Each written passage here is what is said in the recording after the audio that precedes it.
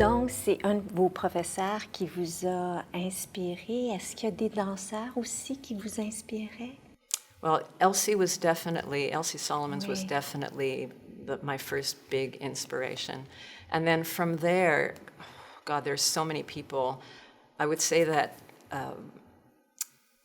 once I went to New York, or after I kind of left Montreal to go and pursue my interest in modern dance, I got to study with Martha Graham, with Jose Limon, with Anna Sokolov, and those were three important artists of the time, each one with a very different style, a different temperament, and I feel like I was imbued with the differences, and that became a huge part of what informed the wholeness of what transformed through me over the years. So all three of them were very important to me.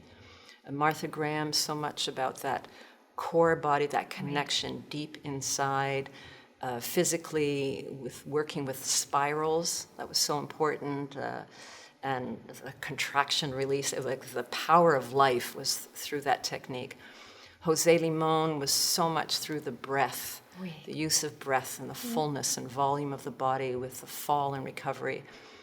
And then Anna Sokolov was just such a rebel, and she was tough, and she made you have to really find your rock, your inner rock. So all of that was very informative for me. And then after that, God, there were so many people I can think of. One person has nothing to do with dance directly, but informed my teaching a lot, was Rika Cohen when I lived in Israel. She was a teacher of the Alexander technique, and it was the first time that I had Alexander lessons. And there was one moment where I had a lesson with her that totally transformed the whole experience of how I felt my body and immediately how I saw the world around me. And the next day I went in to teach class. I was teaching the Batsheva company at the time. And I went in, taught class, and it was never the same. I could see, it was like I could see with X-ray vision what's going on inside and how things needed, or I assumed things needed to be coordinated. Anyways, yeah. En mettant sur pied votre propre école de danse, quel était votre objectif premier? There was something, first of all, the school was founded in Montreal, and there was a huge creative rise, right, of artists, choreographers.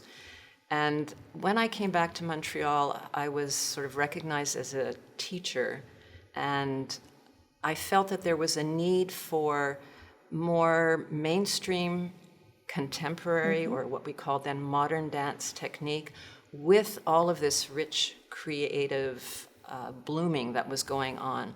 So we wanted to provide, Candice Loubert and I, we wanted to provide a training that integrated mainstream modern dance technique, not depending upon ballet jazz, not depending upon ballet, that it was a modern dance training.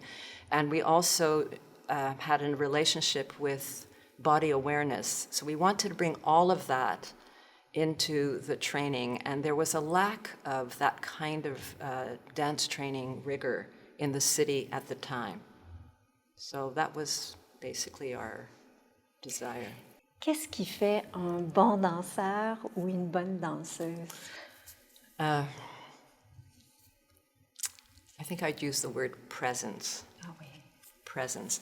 Presence to self, presence to the other, presence to the space, presence to the others who are on stage with you, and receiving that. It's offering and receiving, and how what you receive from what's other informs what comes through, so that there is something of the unknown that has space to emerge.